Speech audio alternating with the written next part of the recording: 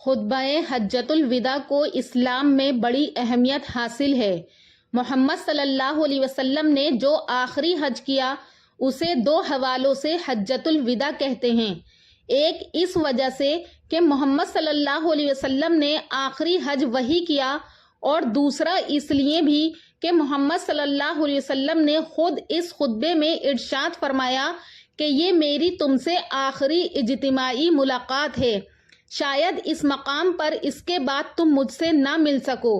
اس حج کے موقع پر نبی کریم صلی اللہ علیہ وسلم نے جو خطبہ ارشاد فرمایا اسے خطبہ حجۃ الوداع کہتے ہیں۔ محمد صلی اللہ علیہ وسلم کے اس وقت ارد گرد 1,24,000 یا 1,44,000 انسانوں کا سمندر ٹھاٹے مار رہا تھا جب 9 ذی الحجہ سن 10 ہجری کو آپ صلی اللہ علیہ وسلم نے عرفات کے میدان میں تمام مسلمانوں سے خطاب فرمایا تھا۔ یہ خطبہ اسلامی تعلیمات کا نچوڑ ہے اور اسلام کے سماجی، سیاسی اور تمدنی اصولوں کا جامع مرقع ہے۔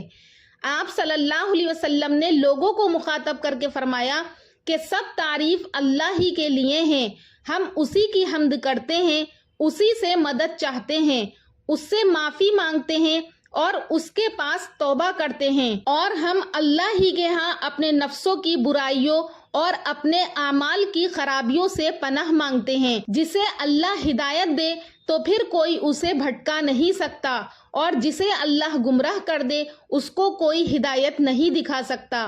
میں گواہی دیتا ہوں کہ اللہ کے سوا کوئی معبود نہیں، وہ ایک ہے، اس کا کوئی شریک نہیں، اور میں گواہی دیتا ہوں کہ محمد اسی کا بندہ اور رسول ہے۔ اللہ کے بندو، میں تمہیں اللہ سے ڈرنے کی تاکید اور اس کی اطاعت پر پرزور طور پر آمادہ کرتا ہوں، اور میں اسی سے ابتدا کرتا ہوں جو کہ بھلائی بھی ہے۔ اے لوگوں، میری باتیں سن لو، مجھے کچھ خبر نہیں کہ میں تم سے اس قیام گاہ میں اس سال کے بعد پھر کبھی ملاقات کر سکوں۔ ہاں، جاہلیت کے تمام دستور آج میرے پاؤں کے نیچے ہیں۔ عربی کو عجمی پر اور عجمی کو عربی پر، سرخ کو سیاہ پر اور سیاہ کو سرخ پر کوئی فضیلت نہیں ہے مگر تقوی کے علاوہ۔ خدا سے ڈرنے والا انسان مومن ہوتا ہے اور اس کا نافرمان شقی ہوتا ہے۔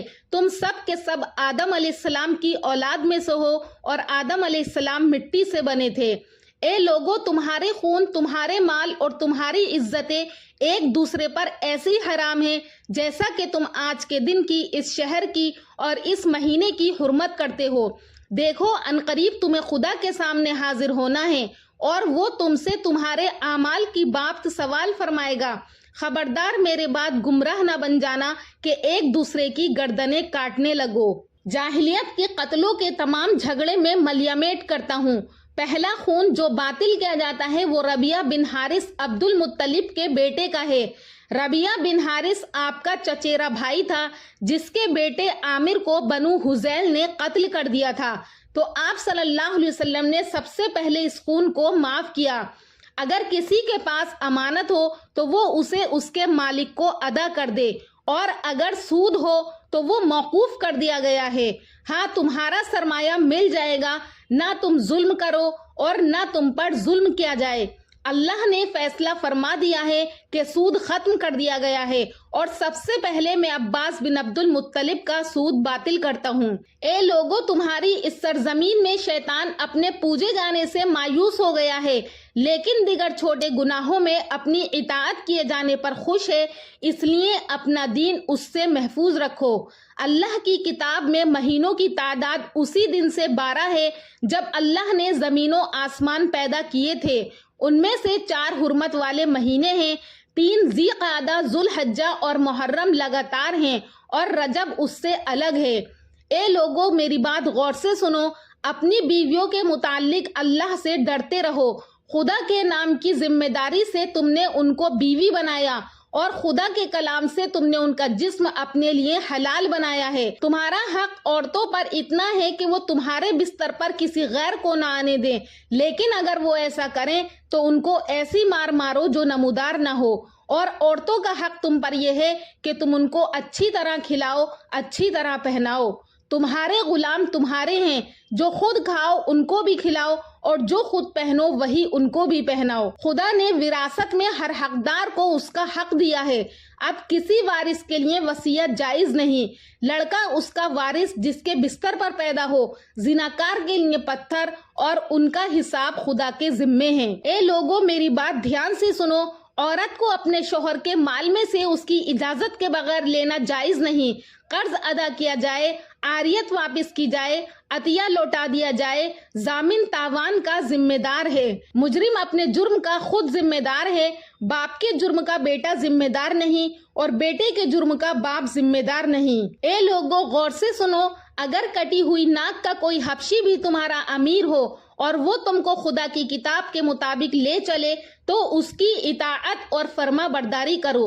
لوگوں، نہ تو میرے بعد کوئی نبی ہے اور نہ کوئی جدید امت پیدا ہونے والی ہے۔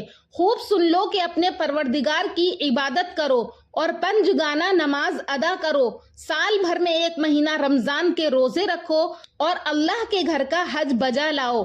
میں تم میں ایک چیز چھوڑتا ہوں، اگر تم نے اس کو مضبوط پکڑ لیا تو گمراہ نہ ہوگے۔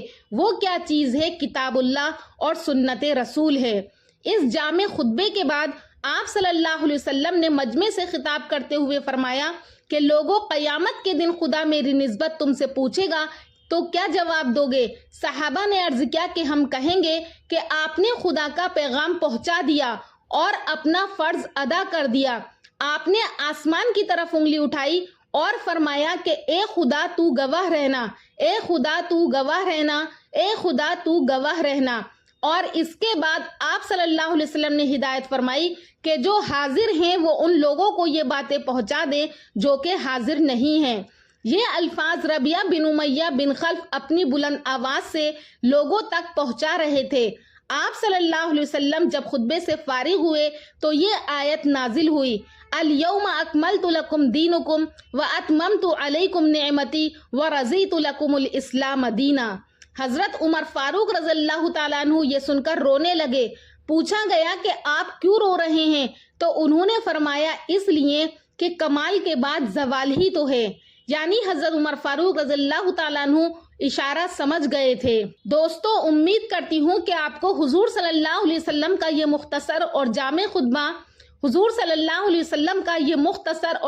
خطبہ جس میں پورا دین جمع ہے، آپ کو اچھے سے سمجھ میں آیا ہوگا۔ اللہ تبارک و تعالیٰ سے دعا ہے کہ اللہ پاک ہمیں بھی حضور صلی اللہ علیہ وسلم کی ان تمام باتوں پر عمل کرنے والا بنائے اور حضور کی ہر سنت کو زندہ کرنے والا بنائے۔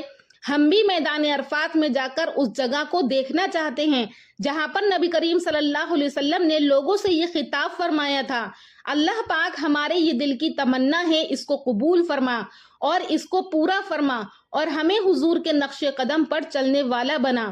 سامعین، اگر آپ کو ہمارا ویڈیو پسند آیا ہے تو ہمارے چینل نوری اسلامک ٹیوبر کو ضرور سبسکرائب کریں، کامنٹ سیکشن میں اپنی رائے کا اظہار کریں۔ انشاءاللہ پھر ملاقات کروں گی اگلی ویڈیو میں ایک نئے ٹاپک کے ساتھ۔ تب تک کے لیے اللہ حافظ۔